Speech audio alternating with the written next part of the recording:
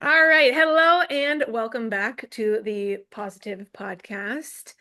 I have one of my best friends here, Meghan Hurley Powell. Yeah, I love her so very much. And she's here today to be really our first pet parent on the podcast to talk about the role that dogs have played in her life. So, welcome, Meghan, to the podcast. Thank you. I'm so excited to be here. You know how much I love dogs and how much I love my sweet furry baby boy. So I am just so excited to be here. Yes, I know. And we're gonna span your whole lifetime. We're gonna go back to the very beginning of like when dogs were first introduced for you, and then hmm we'll go all the way to fast forwarding to now and how banners really impacted your life in Yeah. positive ways. So I would love for you to start by sharing like truly how did dogs come into your life as a child and what was that experience like? Yeah.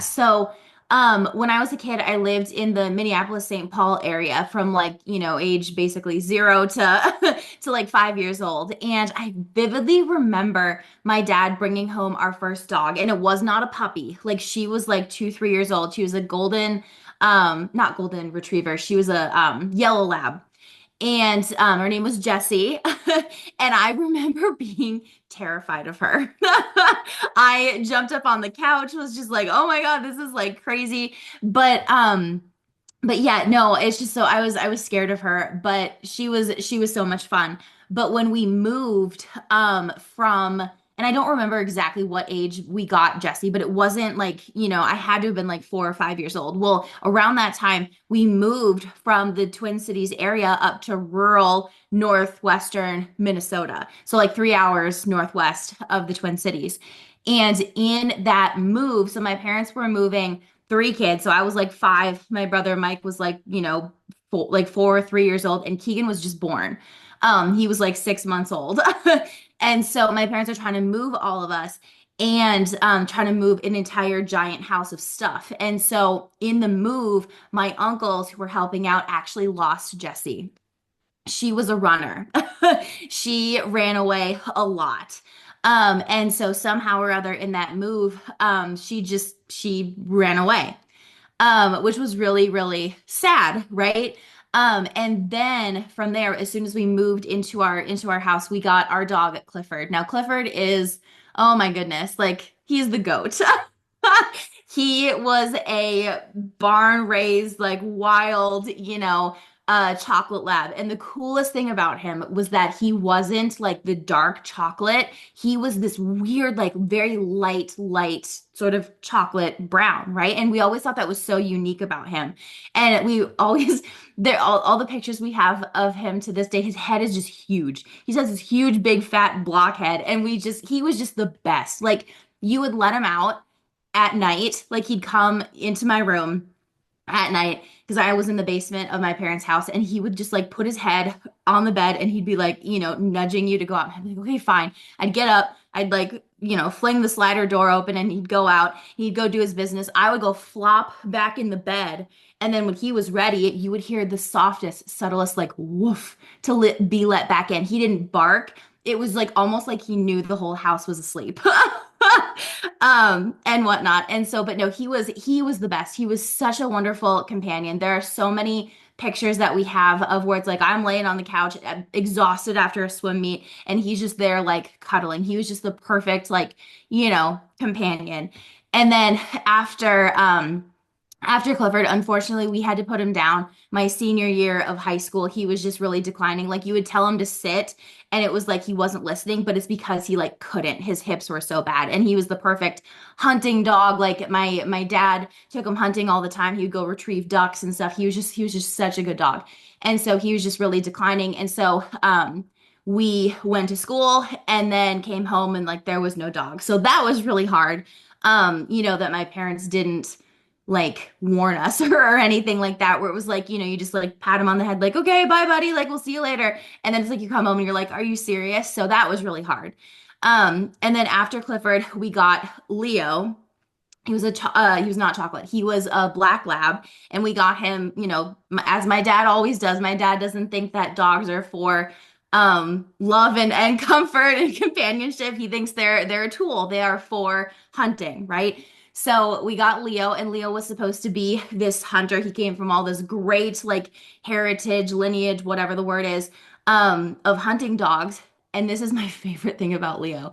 And this is one of my favorite like things I've always like latched onto when it comes to being your own person. Leo wanted nothing to do with hunting. And I just feel like that is a little bit of like I don't know, like justice and pushback against that idea of like this is your purpose, this is what you're here to be. You're not here to be loved, you're here to hunt, right? And he wanted nothing to do with it. My dad sent him off to this really expensive like training camp thingy, and they called like a day later and they were like, here's your money back, here's your dog, he's not trainable. And I always thought that was the best thing ever because Leo, like in his whole life, he taught me that where it's like you do you. Yeah. Don't do the things that other people want you to do. And that might sound silly, but that is like my favorite thing about him. But he was so gentle, so kind, like just so, so sweet. And he passed away from natural causes in March of COVID Okay. actually, or like the year after that, in March. It was very sad. We think he had cancer. He was like full of bumps and lumps, but he was so sweet, so gentle, and was really there for love. He always hated pictures too, so I don't have a lot of great pictures of him. He was like camera shy too. Um, and then my parents now have Gus, who is a silver lab, and oh, he is so full of personality. Where Leo was so like gentle and like taking food from you, Gus is gonna bite your hand off. He is like the nicest dog, but he's just like, oh, food, like no, no, no, just nom nom nom, like he's just crazy. And I just love that dog. He is so passionate about getting the ball thrown. And he just likes his space, and he is just so great. And that was such an odyssey of the full history of dogs. But like each dog, honestly, and this I feel bad saying this, like minus Jessie, because we had her for such a short time and I was so young, I don't have a whole lot of memories of her. But all those dogs, yeah, were just so great in different ways, and they all had their own personalities, and it really just reminds like dogs are part of the family. They're almost like people too. Because they each have their own unique personalities, and they just each have been there for different things. Like I would give my speeches for my public speaking class, I would give them to Leo. I'd be like, sit there and I'm gonna give you my public speech. He'd be Listen to he would me. just be there. Yeah. Gus was a puppy around the time Roger and I in 2019 when we got married. Like we were at the house for a couple of weeks, and Gus as a puppy, he was so much work, but also he was so great because he took a lot of the stress off. Like I would, you know, be running around for errands all day. Like I know we had to go get the marriage license and there was like a problem with it and this and that. We had to wait. And then I got home and there's a picture of me sitting in the grass with Gus, just like loving on it. And it just like takes you out of your problems. So I love dogs. I will always have. I love that span, like you said, the Odyssey is a great way to Yeah. put it, of all the dogs that you've encountered throughout your life prior to getting, of course, Yes. Big Booty Man, which we Yeah, big booty call man. Do you want Big me to Booty Man, tell? also known as Banner. But Yes. question for you, because I don't feel like I've ever asked this before, but is Gus also, like, do your parents also use Gus for hunting, or has that kind of subsided and now, Oh no. okay, No, no, no. Gus is definitely there for hunting, and he's good at it. He is not he's very skinny. I think there's an issue. We've never been able to fully figure out what the issue is with him, but he is very, very skinny. He can't put on a lot of like weight, which is really like sad. Like we've tried to figure out if he's like diabetic or not, but like he's not. He's just one of those, he's just skinny. He exercises a lot, and my parents feed him a lot. My mom, when he's looking extra skinny, she feeds him like rice and an egg, you know, and stuff. But no, Gus's purpose definitely is to hunt, but he's definitely my mom's buddy too. oh, Like he knows when my dad is, like gone or like on a trip or is doing stuff at our family cabin. Like he knows when my dad's not there, and he like slinks into the bedroom and will like try to get my mom up at 4:30 in the morning, like, hey man, like where's the food? Like let's throw the ball, like let's go. But no, Gus is too skinny for cold water, cold weather, duck hunting. He does pheasants, and he's really, really good at it. My dad adores getting to hunt with Gus. that's awesome. Yeah.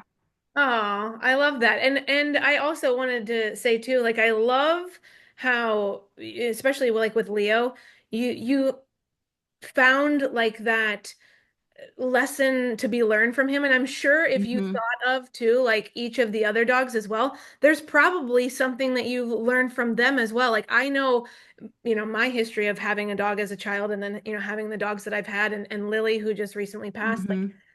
I feel like if you look for it, you will find it. There's always Yes. something that you can go back to and be like, had I not had her or him, I Hmm. wouldn't have understood this, or I wouldn't have, Yes. realized this. And I love that dogs can be that for us too, that they Hmm. they can, love and admire us and give us, all the things that we need. But also, when we reflect back, there's so much that um, lasts a lifetime that we can learn from them too, which I think is Hmm. so. Absolutely. I Absolutely. I love that. So okay, we gotta get to Booty Man here. Yes, we So do. now we're gonna fast forward to like present day, and you've got Banner, who's the Yes. cutest darn thing in the world, and got the juiciest little butt that He I does. talk about. Tell us how that all unfolded with like realizing that you and Roger both wanted to get a dog, and like how that came to be of finding him, and like yeah, like what he's brought Mhm. to your life. Yeah, oh my God, he's brought so much to my life. So we got Banner. Oh my God, how can I forget the year? I think it was 2021. I think it was 2021. I think that sounds right. Yeah. And so we had been talking about getting a dog for like forever. I've always wanted my own dog, because all the dogs I talked about are family, family pets, right? And so I had always wanted a dog. Roger had always wanted a dog. And we had never been in a position where we could have one. So, like in our apartment at UND, when we were there, like, can't have a dog in student housing, right? When we went to IUP, again, can't have a dog. We didn't ask when we went to BVU, when we were working there as full-time professors, if we could have a dog. We just kind of assumed like we couldn't. And then we moved to Lamoni, and again, we just assumed we couldn't. And so when we were at Lamoni, and working for Graceland University in Southern Iowa, we had a moment where one of our former students, her name's Georgia, she reached out to Roger because she tutored for him in the writing center. I had her in class, he had her in class. She like reached out to him and she was like, "Hey, so I rescued a pregnant dog. Like, do you want one of the puppies?" And we had been talking about getting a dog and just asking, right? Because we were like, okay, time keeps going forward, like we want a dog really bad, like why are we not asking? And so we had asked our landlord and he was like, "Oh yeah, for sure, just make sure it doesn't do any damage, or like you're responsible for the damage if it does things." And we were like, "This is amazing." And so I had actually said to Roger, I was like, "Oh man, like I really want like a golden retriever or a lab, because that's what I grew up with. I grew up with labs. I know labs, right?" And so I was like, "That's what I really, really want." And so, but they're expensive to get purebred labs or a golden retriever. Like, holy cannoli, like you are gonna drop some money, right? And that was money we didn't really have. And that's the exact moment when Georgia reached out to Roger and said, "Hey, rescued a pregnant dog, like have these puppies," right? And then she told us the story. And that is when I was fully convinced, because I'm just going to be like flat out honest. I grew up with a narrative of purebred dogs or bust. Like mutts or mixed breeds are bad news. You don't know what you're going to get, right? That was always the narrative that was fed to me, right? And I had always had labs and I was like, "Okay, well that's what we have to do, right?" But then I heard the story of Banner and his mom Birdie. So long story short, Georgia was walking around Lamoni and she saw this front yard where there was this dog in a cage, and she was a pregnant dog, and they had been dumping food on top of the cage, and it would fall in, and that's where she would eat the food. Also, like obviously there's going to be a lot of like poop and pee, and it was just a horrible situation. And so Georgia was like, "Hey, I will take her, right? Like I will take her, like what, like don't charge me, like I will just take her off your hands." And they're like, "Sure, why not? It saves us a trip to drop her off in a field when she's about to give birth because they didn't want to deal with a pregnant dog. They didn't want to deal with the puppies, all the things, right? And Georgia was like, good God, no, like I will take her. So they surprisingly handed her over, right? Yeah. And Georgia said that they got Birdie at the exact right moment because she was pregnant, but she didn't look pregnant, Yeah. right? And so they got her at the exact right time. So they got her the nutrition and all the love and the safety and the kindness that she needed at the exact right time.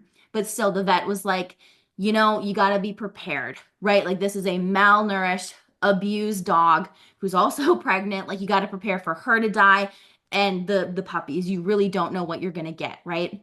So, but Georgia was, she was choosing to have faith. She was like, I'm gonna reach out to try to secure homes for these puppies or whatever. But also, she didn't know how many puppies Birdie was gonna have. So she reached out to just like, three people, and we were one of the three people. We were like, cool. And anyway, so she got Birdie all the stuff she needed right in time. Birdie gave birth to 13 healthy puppies. And Oh, Birdie survived, and so did the puppies. And I got to take one step back too. So like when Georgia rescued the dog, Georgia had been living with her aunt who was, up in big wig up in the admin, right? For Graceland. And so Georgia had been living in her house and like renting from her aunt. And so Georgia already had the dog. Her aunt was on a retreat or something like that for the school. She called her aunt. She's like, hey Aunt Deb, like I rescued a dog. Like, hope that's okay. And Deb's response, which to this day, I'm just like, oh my God, what a cool freaking aunt. She was like, you know what, Georgia, like this is going to be the adventure of a lifetime. And it truly was. And I'm like, gonna cry. But like, Birdie gave birth to 13 healthy puppies and she survived and the puppies survived. And, Banner was number 8 of 13. And I just think it's just so cool like Georgia's kindness, her big heart, and then just like the whole situation, the way it worked out, like Banner truly is a miracle puppy, yep. you know?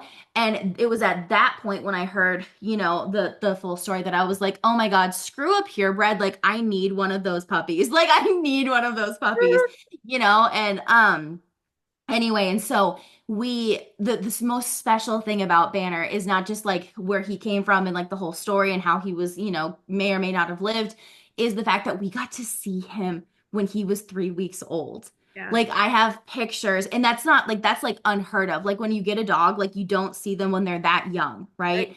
right? And so you see them when they're like, 8 weeks when they're ready to go home with you, right? And so we got to see Banner at like 3 weeks old and like 8 weeks, and he was just so tiny, just like fits right in your hand, just so cute. And so we got to see him all of then, and then we took him home in at Thanksgiving. So I think he was born it was the end of September, like September 26th of 2021. We took him home in the Thanksgiving, like at like Sunday of the Thanksgiving weekend. And oh, he's just so stinking cute. He's just so cute. And we took him home and it was an adjustment. Like, oh my God. Puppies are so stinking cute, but there's a reason you see in movies and real life moms say to their kids, puppies are a lot of work. Like, no, I don't want to get a puppy because they are a lot of freaking work. Yeah. That first night, oh my God, we had a small kennel, like a crate for Banner, and he howled. He howled for hours. And that is the most, if you've ever crated your dog, that is the most saddest, heartbreaking, gut-wrenching sound. And you just want to die. And you're just like, oh my God. And they say the thing you have to do is to be consistent. You just have to let him cry it out. And apparently, allegedly, they're gonna stop. And he did. Um, so it was like 2, 3 nights of that. And then we finally got the bigger crate that came in and he was perfect. Ever since then, like he was perfect. He needed, because like the crate we had was very like enclosed and I don't think he liked that. And we just did the best we could with the what we had. And then Sure. we got the bigger crate and we put it in the living room and he was happy as a clam. Like he to this day, he loves his kennel. He Yeah. loves his kennel. That is his safe space. you know, um, And I completely lost the track of the question, and Oh, what I you was were, supposed to be yeah, talking like what about. he's But brought to your life. I mean, you've given us kind of the okay, okay. picture of, yeah, I was gonna say you said it, and then I was thinking the exact same thing. He's a miracle baby. He's a miracle. Hmm. That He whole really is. that whole journey was a miracle. Yes, it really was. And yes, so thank you. So, and yeah, he has definitely taught me to not be so like ignorant, like mixed breed dogs, like mutts. Like I am such a big fan. It's like I was telling Roger, I've told him this dozens of times where I'm like, man, like that's the kind of dog I always want to have, Yeah. because the personalities it's just and they're truly more unique than any other dog. Like there will never be another Banner, right? Yep. I mean, every dog is irreplaceable, but he's truly irreplaceable because of the exact genetic makeup of him. He is so unique. And of course, we did get a DNA test for him. He is predominantly boxer, right? He's got some pit bull in there. He's got some German Shepherd, Aussie Shepherd, and I can never say the formal name of the dog, but he's also got Wiener Dog in there somewhere, which is just wild to me. But he is so stinking cute. He is so one of my favorite things about him recently, like one of the lessons he teaches me over and over is he is so good at advocating for himself. Mm. Like he is so good at advocating for himself. When he wants water or food, like he will not stop until he lets you like until you get up and Yeah. you get him what he needs, right? And he's just so stinking funny that way. And he reminds me to be present and to be just like in the moment and to enjoy the little things like a walk for him Yeah. is like winning the lottery. Oh, He sniffs and he prances and he just loves it and it just reminds me just to appreciate those simple things and how something like a walk is a gift. yep. And just like all those kinds of things, but it took a long time to get to that point because like trying to figure out what to do with a puppy. I mean, a puppy is essentially like, I mean, they're a baby, right? And so he there was one evening and we got Banner at such an inconvenient time. I was trying to finish a book. It was crazy things at school, and there was one evening in particular. He had peed on our rug, our brand new freaking rug, like three times. And then I took him out and then he came back inside and he pooped. He like ran down the hall and pooped down the hall. And I had this moment where I was like, I can't do this. I can't fucking do this. Like, I can't do this.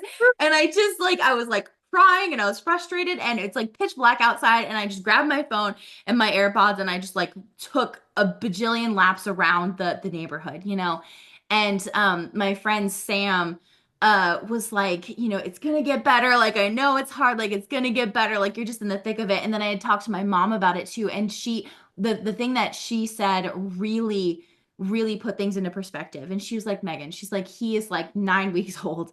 She's Yeah. like, you are his whole world and you can't expect him to be perfect. Like this is gonna be a process, type of a thing. And I was like, okay, we're gonna do this. Like, but it was so it was so trying. Like it was so trying. And, I mean, that was like one of the first lessons he taught me was the patience and like the can't expect him to be perfect and just go be present. Like, yes, you have to go back in the house to write, but you also have this moment with him. He will never be that small ever again, you know? And so it's like just be present with him, all the things. So, I love that you mentioned the struggles of having him from a puppy, like raising him from that point, mhm. because I don't think we hear that struggle often enough. Like I have a similar story with Riley because Mhm. we got her as a puppy. She was at that point like 3 months old, so she was a little bit older, but still, same thing. There was a night where it was like, I'll just say it's like a come to Jesus, like for myself, Yes. where I was like, I don't know that I can do this. And like, but I think that is a natural like reaction. And I almost feel like Hmm. if you're not having that kind of a reaction, maybe something's wrong with you because like I Yeah. feel like you just have to like have that mental breakdown of like, whoa, this is a lot, but we are going to get through it. He or she is going to learn the ways of how we, Hmm. behave and interact here. And like, it's to your point, it's going to take time, but we will get there. And I think we don't we glorify the puppy phase because it's so Yes. damn cute, but Yes. we don't get to talk about the restless nights and the, oh my God, maybe I do have to take him or her back because I can't do this anymore. Because I mean, that thought went through my mind. I was like, what am I doing? Did I make a mistake? Like, should we not Yes. have gotten her? Even though I knew full well, like I wanted her, we were gonna make this work, but it was just like, psychologically, you kind of like psych yourself out, right? Mm-hmm. Oh, for sure. Absolutely. Well, and it's just, yeah, yeah, it's so funny that way where I mean, I had like similar thoughts where like, I was just like, oh, like, it's like that I can't do this moment where it just feels so overwhelming. And like, you have to make the puppy a priority, and you're like, but I don't have time for that. Like, I have all this like other stuff, but it's like, then it makes you feel bad. Like for me, I felt very guilty. Yeah. I felt very guilty having those thoughts where I'm like, Banner, I don't have time for you to poop down And the hallway. And like, come how on, just do dare it the right way. I know. I was like, how dare you ruin my rug? Like, what in the, but it's like, Yep. it takes time. It takes an adjustment. And I think, yes. And back then, I was still very much in the clutches of that like perfectionism. And I'm like, everybody else makes it seem like it's so freaking easy. And I'm just like, why can't I do it? Like, what's wrong with me? So it's like puppies really test you and in terms of like your own personal growth and your mindset. Um, which was completely unexpected Yeah. for me. And they are very much so all about like trial and error too. And you just it truly is the definition of just figuring it out as you go, you Yeah. know? And I sometimes I caution myself saying this, but I feel like you and I understand this and like I feel like you'll agree with me, but like they're almost like a step down from having a human child. Like, Yeah. I mean, there are so many similarities in what you have to go through with them, and just the fact that they can't help themselves. Neither Yeah. can an infant, right? Like Yes. you have to guide them, nurture them just as you would a human child.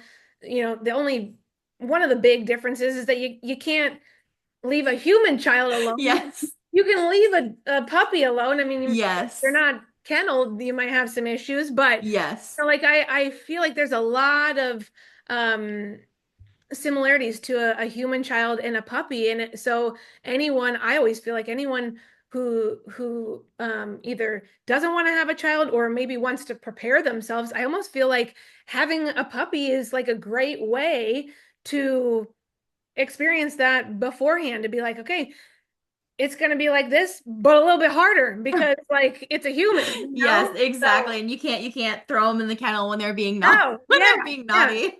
And you can't give them back. They're yours. Like they came from Yes. you. Yes. Or Exactly. or you adopted. So like you after Hmm. you adopt, you can't, say, oh, sorry, Yeah. it's not working out. Like you committed, you signed up for this. Yes. So, yeah, Exactly. I do, yeah, I do feel sometimes like I'm like, this is, my fur babe. Yes. This is my little furry child. Definitely. But I also, was thinking too, as we've been chatting, I think there's also a really great conversation we could have related to like the transition from okay, so you guys moved to Arkansas and you were Hmm. living in an apartment and you just recently, which by the way, Yes. congratulations again, moved into a Thank brand you. new house. Yes. And so you guys are officially homeowners. Hmm. How was that? We've talked a little bit, but I don't know the full like Yeah.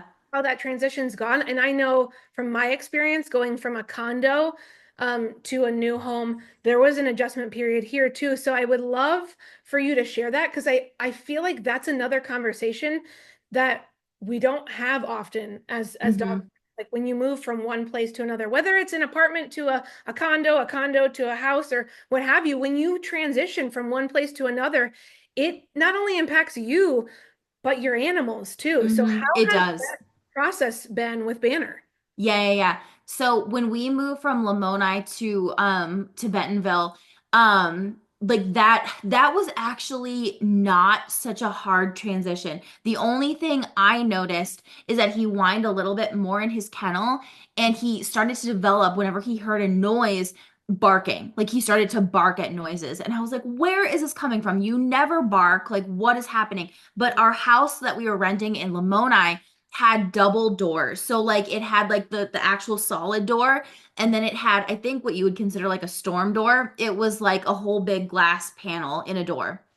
And I loved that because you could just leave the door open and you could see out. And Banner loved to lay in front of that door and stare outside, and he could see, right?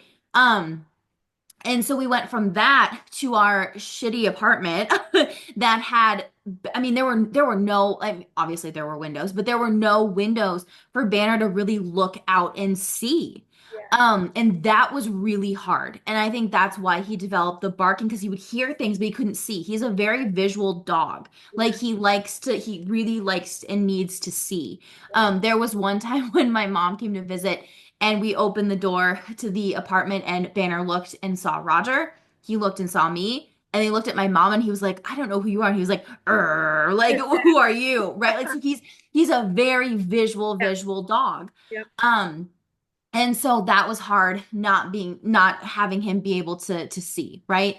And then the house here, I feel like it's been a little harder for him. And maybe it's because he's a little bit older. Like I don't really know why it's been harder, but like I mean, he's got windows for days. Like he loves to watch the squirrels. Like he loves to just see and all the things. So it's been awesome for him to get to see, but he's been doing a lot of whining when we put him in his kennel. So when we first got here in the house, like I mean it's still a disaster, but we had the kennel with us in our bedroom because we were like, well, at least like because he's gonna whine. Like I mean I just feel like that's just hard for him, where it's like if he's gonna be in the dark in a kennel in a new space, we're nowhere near him, and it was just better to have him with us in the room. And so we laid down to go to sleep, and he was just kind of like whimpering. We're like, it's okay, buddy, like we're right here. And he was fine, you Oh, know. So we have been kind of um experimenting with that. And so but no, he's struggled a little bit. He still has the, even though he can see now, he just barks. That's his new thing. He'll see the mail truck, he'll see a neighbor come over, and he just, oh my God, his bark is so loud. And because we don't have enough furniture yet, and because there's like nothing on the walls, his bark, it just echoes and it drives me crazy. But I think he's finally like settled in, and we're now experimenting with leaving him out of his kennel when we leave and go away. Because that was one of the things we were so excited about when it came to owning a house, is that Banner can be out. He has never, and I'm so blessed to be able to say this, he has never been the kind of dog that chewed on shoes or like ruined like pillows or blankets or anything. We do have one tiny piece of our coffee table that he kind of gnawed on one time. But we left him out way too early, and that was totally our fault. But he's never been the kind of dog to chew things he shouldn't chew. yeah. And so we've always been excited about the prospect of when he was old enough to leave him out. But our apartment complex, they had this rule where they were like, if you have a pet, like it has to be, crated or kenneled, because you never know when we're gonna come in. And it was just like this, like just hanging over your head. And I'm like, I am not going to have these jerks coming in whenever they want to. And then, God forbid, the one day we left Banner out, they, feel attacked and then we're required to put him down. Or heaven forbid, they leave the door open and he takes off. Like, Banner's not really a runner. Like, he doesn't run away. I think he's way too anxiously attached to us for that to happen. But I'm just like, I am not putting my dog's well-being or fate Right. in the hands of people who were like just willy-nilly whatever. That apartment management team was horrible. And I'm like, I'm not doing that. So he's 3.5 years old. And whenever we leave, we usually just leave him in the kennel. So when we got to the house, we were like, oh, like he doesn't have to spend so much time in the kennel. And so we experimented the other day where we closed all the doors, closed all the bathroom doors, and left like one window, like one blind open so that he could look out and see. And our like I don't even know the term, but like our window ledges or whatever, they kind of like look like a little shelf, and he loves to rest his little jowls on there, and his jowls kind of like flop up a little bit. It's so cute. And he just Oh, stands there and he watches, and it's so cute. And so But yeah, anyway, but so we're slowly but surely trying to get him to just, be able to be out. And then at night he has to go in the kennel because he'll be up with us and there's not enough room. I am the most particular sleeper. So like I can't have him. I can't have him and Roger in the bed. I'm like, if you want Banner out to sleep, I was like, it's either you or Oh, or it's goodness. him. Like, but he loves his kennel. So yeah. I love that. I was just thinking too, have do you have like we have like a baby camera. Like, Mm-hmm. do you have We one of haven't had a chance to set it up yet, but those? Okay. yes, yes, yes. So in our Yeah. apartment, we always had the camera on because I was curious because Okay. the apartment complex was so threatening where they're like, oh yeah, we might come in, we might do whatever. And I'm like, I want to have a camera because I don't trust you people. Like, Yep. what if you're torturing my dog or what if you're taunting like, I want to have this Yes. on camera, you know, hyper vigilant always. And so, but ever since we moved into our house, we've had internet problems and we haven't been able to like because that camera is it relies on the internet and so we haven't had a chance to set it up and we got to try to figure out where to put it so if we leave him out it's got to capture the whole of the living room so like we're still experimenting with that and I do want to try to get that set up and stuff so but yeah. I think that is a nice tool. Um, and I feel like more and more pet parents that I talk to have one. Hmm. And it's just to your point, it's like a peace of mind. Like It is. you can see I will check in a couple times during the day when I'm at school and like just to see them laying on the couch, like I can hear the TV going in the background, just like Yes. everybody chillaxed and calm is like Yes. reassuring to me that like, okay, like we're good. So Yeah. I love that anybody listening who like doesn't have a camera for your pet, for your dog specifically, I think that it's a great It is. investment. It's all, most of them are like 20-30 bucks Oh and yeah. they last forever. Yeah, they do. And it does. It gives you peace of mind, but it's also just like, like what do you do all day, buddy? Like Right? what are you doing, And it actually was really helpful for me because he was just in the kennel. And we're gonna keep it raw. We're gonna keep it real. He has been licking his butthole, and I'm just like, okay, because like the camera will alert you when he moves. And so I was like, okay, going ham on your asshole again. Yep, yep, you are. Okay. I'm gonna call the vet like, good God, buddy, get in. Like, I would, like, sometimes, like, we'd be driving home and I would be in the car with Roger and he'd be like, oh, he's licking his butthole again. And Roger's like, buddy, get out of your butthole. Like, it's become like a whole thing. So, but it can help that way Yep. as well to be like, what are you doing all day? Oh, you're doing that? That's not so good. Like, what the Right. heck? Well, and some of them too have like you can talk to them. So I wonder if you were like, "Hey, stop licking your butthole." Yeah, well, so that's funny. So ours is not like a two-way like that. You can hear Yeah. sound. It's one way. So it's Oh, okay. always information being projected to us, like in an image or in the sound. But I want to upgrade the camera to one where it could be two ways like that, where I could be like, Banner, get out of your butthole. Like, stop it. That.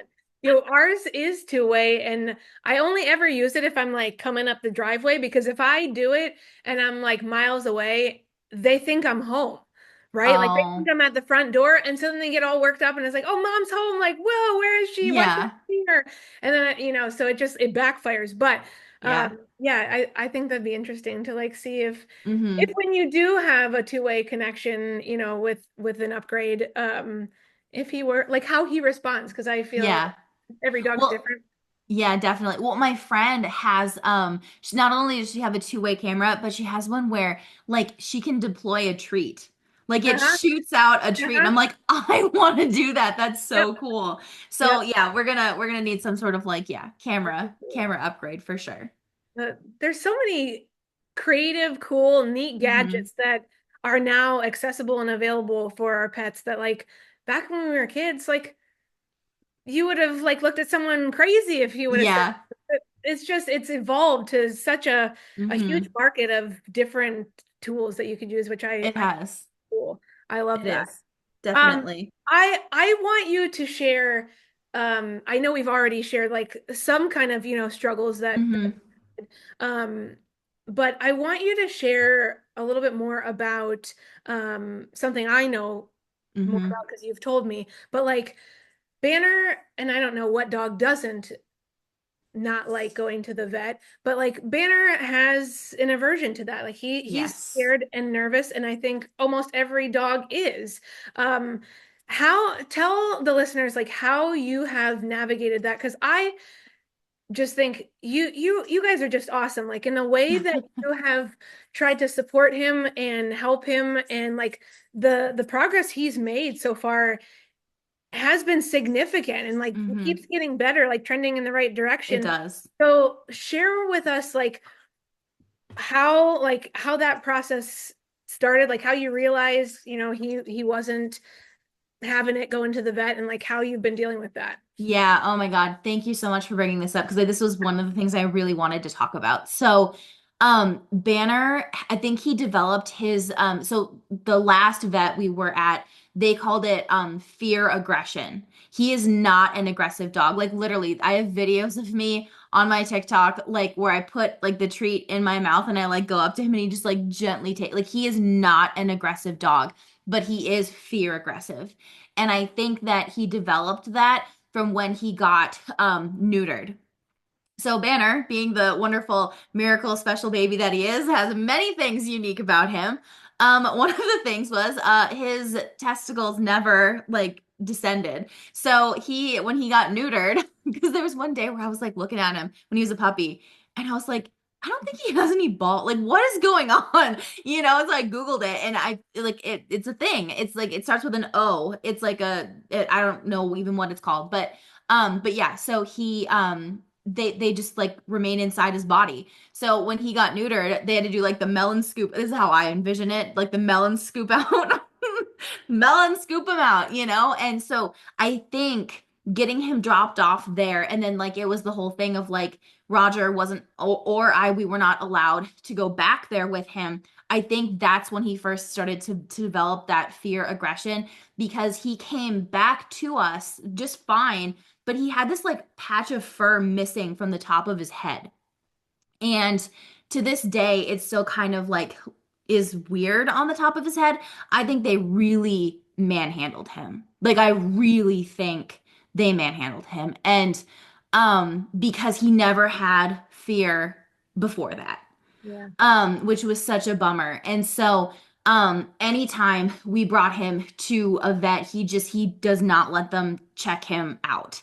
Yeah. You know, it's just been so sad. Like um, there was the first vet we tried when we came here to Arkansas, to get a shot, you know, or even to just like look in his ears, like he would just, turn his head and snap. Like it's just, you could not even examine him in any way, shape, or form. And so like a tool would come out or a like a shot would come like anything. I mean, there have been times where it's like, and it makes me feel awful because I had to try to like participate in the manhandling to get it done because it's like he can't not get his shots, right? Right. Like it's Right. it's it's necessary. And so it's like it was trying to figure out a way to do this. And so the first vet we had here, we thought they were good. And then they started to like work with us or bend some of their protocols so that it would work. And so the one time we went in, and it actually worked.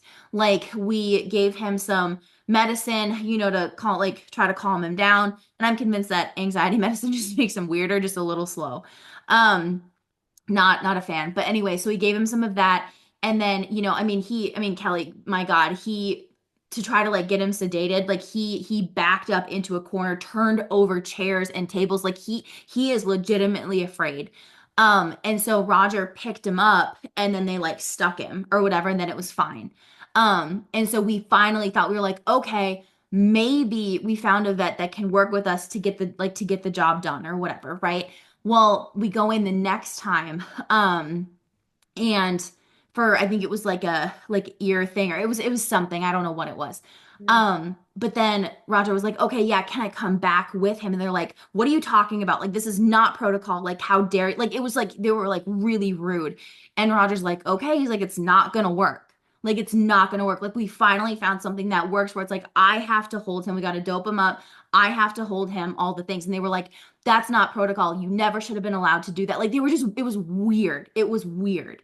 And then they call, Lo and behold, 10 minutes later, they call Roger back. They're like, he is so aggressive. Like, he is not cooperative. Like, you have to bring him back, like, some other time. And Roger was like, you know what? Give me my dog's records. Give me everything. Like, I don't deserve to be treated this way. My dog is not aggressive. He's terrified.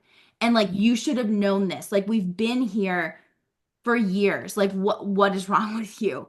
And they made us every time we brought him in for even just something simple.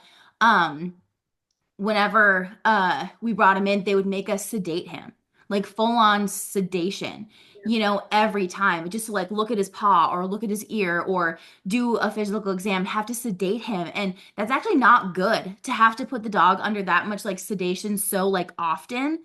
It's like that's not good. So we were like, you know what? No, we're gonna figure something else out. So and I feel like I'm doing a horrible job telling this story, but so we found a different vet and I was so clear to them on the phone. I was like, "Look, my dog is a good dog." I was like, "But he is terrified of the vet. Like he turns into a completely different dog."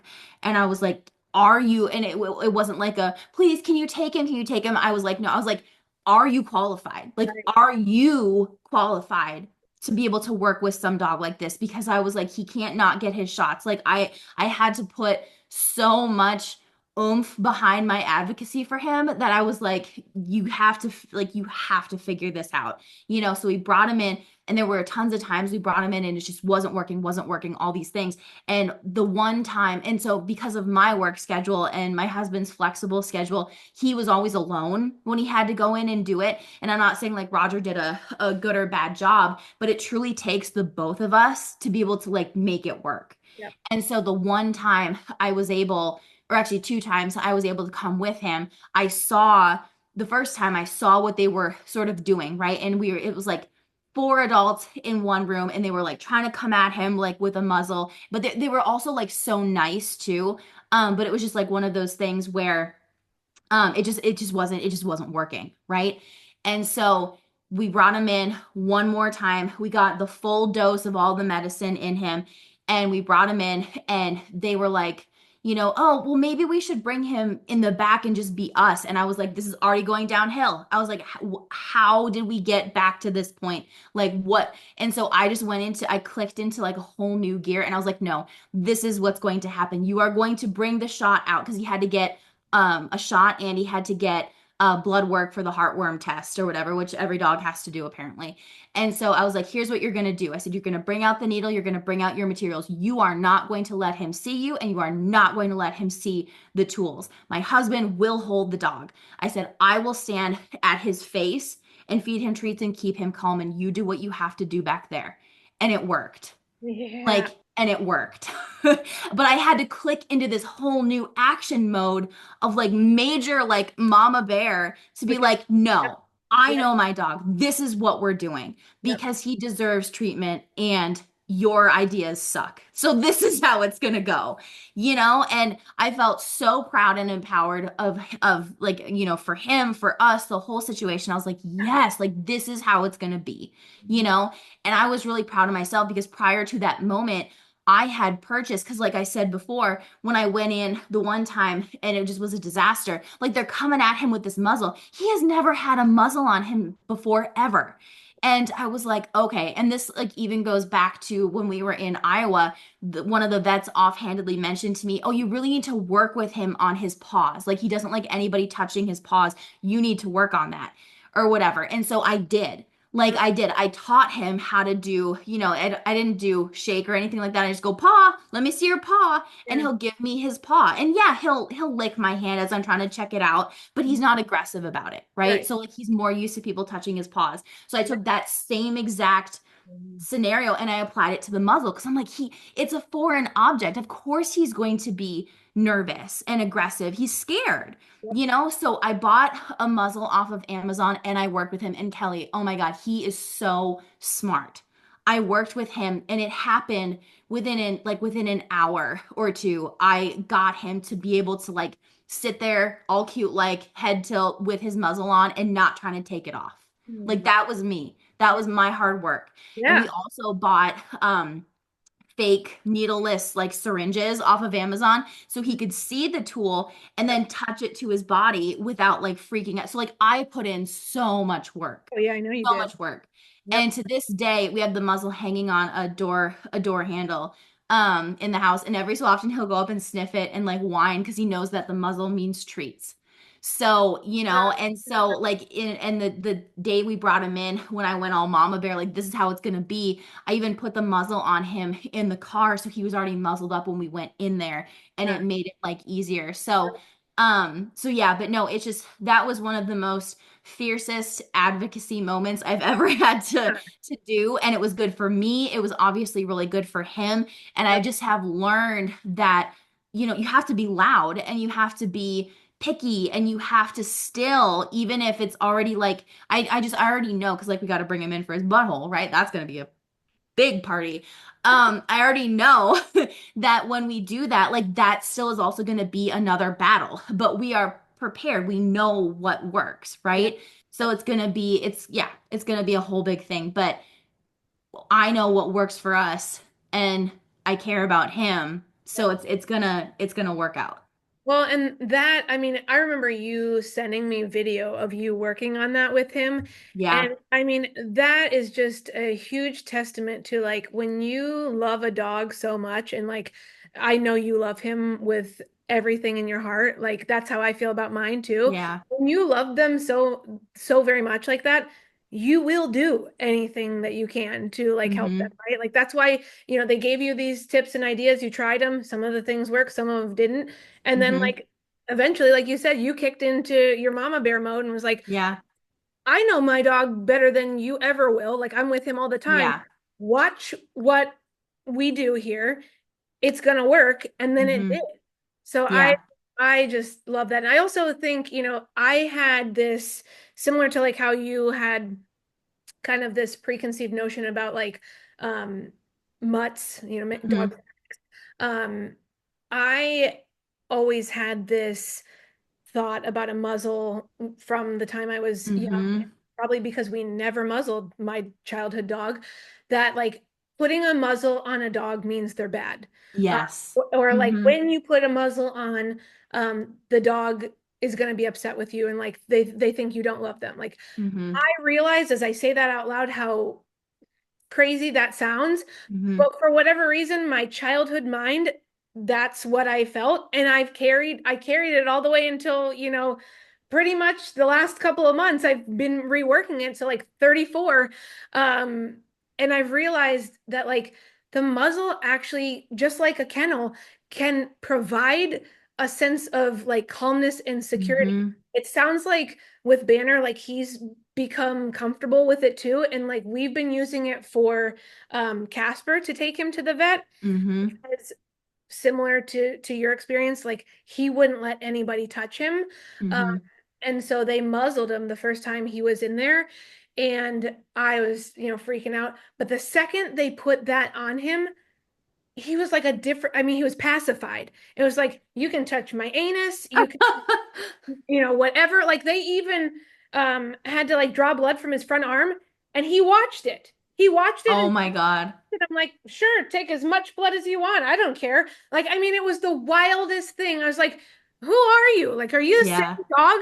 But he let them, shove things up his butt, like everything. I was like, this is wild. So then I, like you, invested in a muzzle and Yeah. just been practicing putting it on at home and like he's super comfortable with it. Riker's a different story. I'll put that on him and he's like, get that thing off me. But I mean, but it's very interesting how like every dog treats that a little bit differently. And I think with conditioning and practice, Riker could get to that point too. Yeah. But I guess that's just like a side tangent of like, there Mm-hmm. are tools like the muzzle that can really be supportive, and you've obviously seen that that is helpful. And then I think too, the fact that you bought like how genius. I mean, that's just your genius brain, but like how many people would go on Amazon and buy fake, syringe Yeah. things and practice that? Like, but sometimes that's what you got to do, right? To Yeah. make Yeah. them feel comfortable. So just props to you. And like, I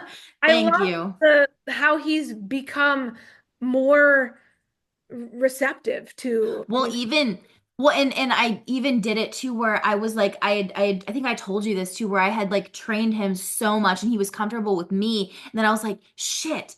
I was like with my work schedule, I was like, Roger, you have to do this too. yeah, yep, And and it wasn't back to square one, but like Roger struggled for a little bit trying sure, to do it. I'm like, no, it's like this way. And so now both of us can like do it and we both do like the syringe thing yep. and all of it so that he's comfortable like with both of us. We even too Roger will even because I can't pick him up.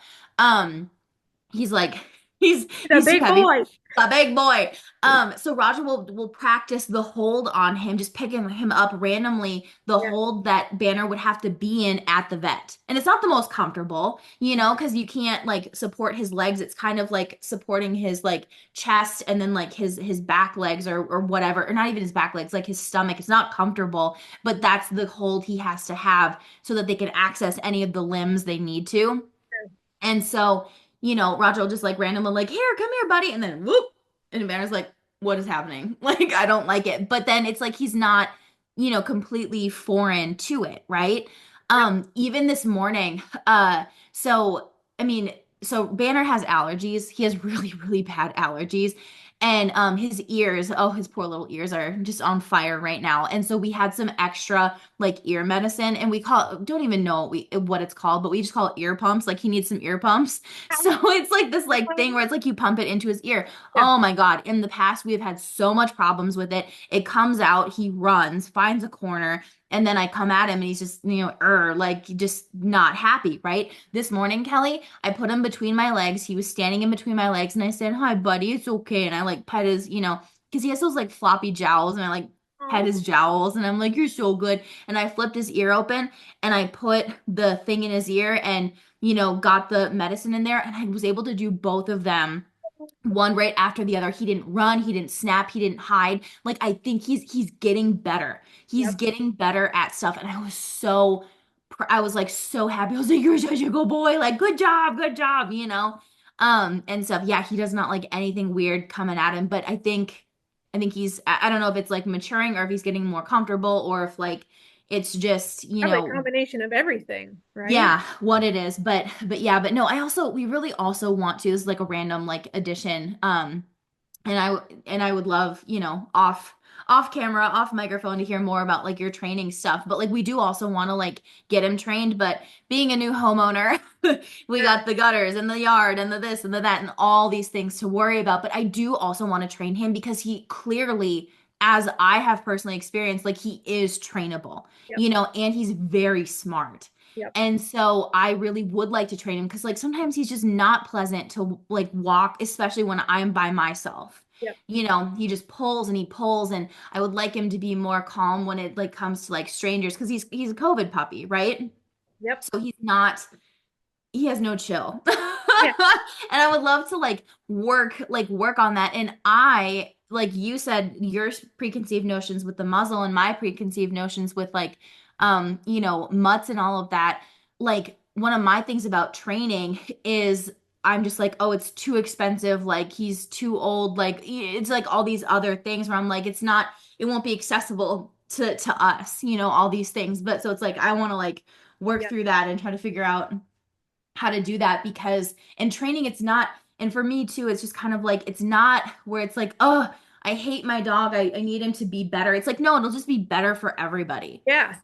It's about holistic happiness and well-being, Wellness for all involved. Yeah. yeah. Well, and I think you were the one who asked the question because there was like a Q&A section that I created on my stories for Hmm. social media when I shared that I was going to be interviewing the lead trainer, the founder Hmm. training facility.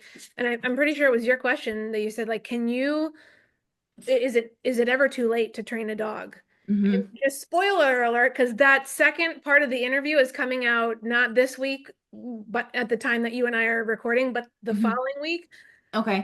The answer to that question is no. Okay, It's never too that late. makes me excited. Because Riker's almost 8 years old, And I he's was gonna learning stuff say, right now. And she's like, you can do it at any age. She's like, any breed. She said, I have a Chihuahua that I trained, not her own, but like somebody brought her a Chihuahua that was 13 years old that was not potty trained.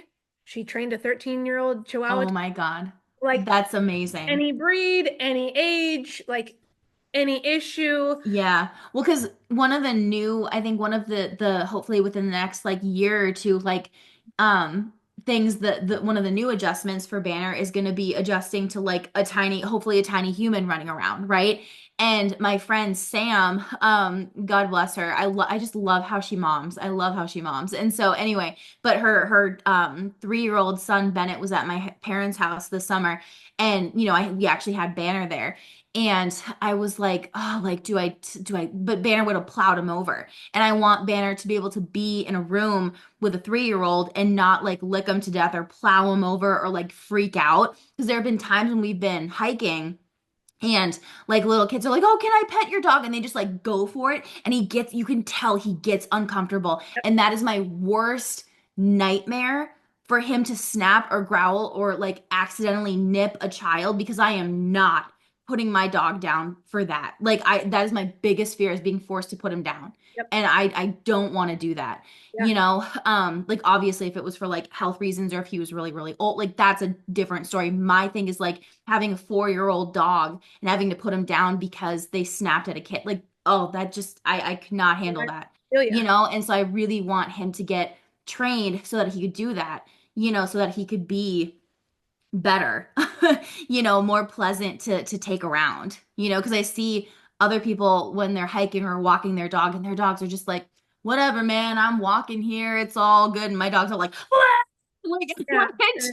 can't, I just can't handle that. Yeah, and I think some of that is demeanor. Like, I mean, some dogs, they're just blessed with like being chillax and, like go with the flow. And other Hmm. dogs do have to learn that, through training and stuff. So I think Hmm. it's kind of a mixed bag of what you get. But Yeah. yeah, I think that would be a cool experience for him to go through. And I mean, what you've already done with him thus far shows that like he can do it. Like Oh, for we know sure. he can do it. Any dog can do it, but like he's already willing, right? Hmm. And he sees the benefit, right? Because Yeah. you made him comfortable throughout the process. And you've done it so many times practicing just you and Roger with him that like Hmm. now when, for example, he goes to the vet, yeah, it may not be perfect, but like he's developed, it seems, a little less anxiety because it's like, oh, mom and dad have it under control. I trust them. Yeah. So therefore I can do what they need me to do, you know. Yeah. Hmm. I love that. Definitely. I also have, wow, I have two of my There's dogs here in the room. You probably have heard them doing the zoomies in the back. Riley is currently pretty sure ripping an umbrella apart that Jeremy Oh no. just got. So that's great. Well, he's just ripping the plastic off, so I'll get him. Oh, okay. Okay. But That's good. as we start to wrap up, Yes. just wanted to ask you, is there any parting thoughts that you want to share with the listeners in terms of, what you've learned from your experience with dogs throughout your life, or just like, maybe even for someone who is contemplating whether it be getting a dog, getting a, having more than one dog, or going through, potentially training down the road, like, and any thoughts you want to share about anything before we wrap, Yeah. or for the listener listening in. Yeah, I think I just want to speak to the person who's about to get a puppy, or is like in the puppy phase, or just like has never actually had a dog. Yep. Because it's so overwhelming and it's so exciting, and you're gonna lose your mind, but it's also gonna be one of the best things you've ever decided to do, because the dog won't be a puppy forever. Yep. Like they're gonna be your buddy, right? Like in all the family dogs we've had, like they've been fantastic, but like Banner's ours, right? Like he is my furry, sweet baby boy, and I love him so, so, so much. And he is such a buddy. He knows like when you're sad. Like he just gets, he's just wonderful. Like getting a dog is not a mistake. Like it's just the best thing ever. So do it. You're gonna suffer a little bit, but it's gonna be great. in the long run. I love that advice. And Riker was so passionate about that that he had to chime in there for just a moment as we're trying to get rid of this umbrella issue It's that we so have funny. behind us. No, I love that because I think people get, do get scared off by Hmm. the puppy thing. Which is why sometimes people just go for, an older dog potentially, or like a, Hmm. a 1 or 2 year old dog because I think they're gonna, have less issues, right? Hmm. But I think it really can benefit you and the dog to start from, day one as a, 8-week-old puppy, Hmm.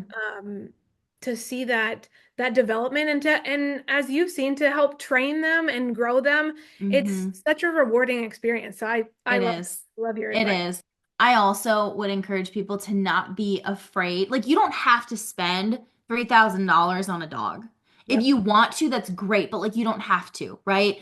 Banner cost us $100, Mm. and he's the best $100 I ever spent, Yep. and I think there's a lot of fear of mutts and I just think it boils down to ignorance, because he's got a giant chunk of pit bull in him, like he does.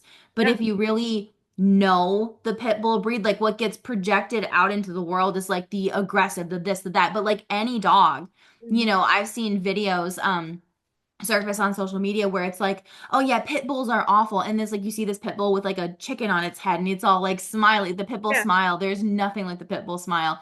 And it's just like all smiley and cute and just like not even aggressive. And then there's another video where it's like a golden retriever biting someone, Yep. or just like being really aggressive. It's like it's not, I don't think it's always breed specific, right? Yeah. Like, so I wouldn't be afraid of mutts. I would just, and Yep. obviously like it's not one size fits all, but it's just I don't know, like I just wouldn't be afraid of mutts or of certain breeds. It's how you raise them, it's how you treat them.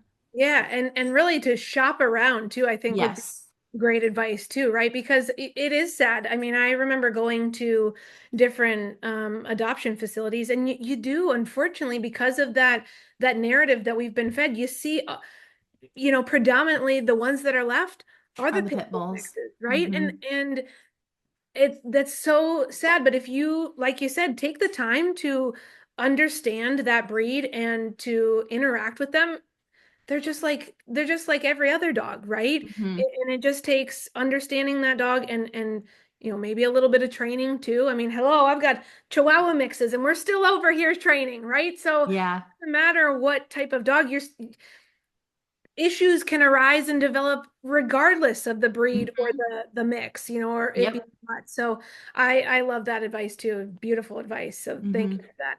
And Yeah. thank you as always for just being incredible you. You always inspire me with what you share about your dog journey, just your life journey. If you are not following Megan, you gotta follow Megan on all the social medias. I'll have her share that stuff here in just a moment. And Hmm. also, just a huge shout out to you too, like in terms of what you're doing and the things that you're um advocating for too. I mean, just a subtle plug, like Megan and I are both have gone through and still kind of are going through like burnout, in our Hmm. jobs and things. So please go follow Megan because watching her stories, watching her TikToks, like everything that she shares is so relatable. She is like so easy to love, which is why I love her. So, Megan, share how women can connect with you before Yeah. we.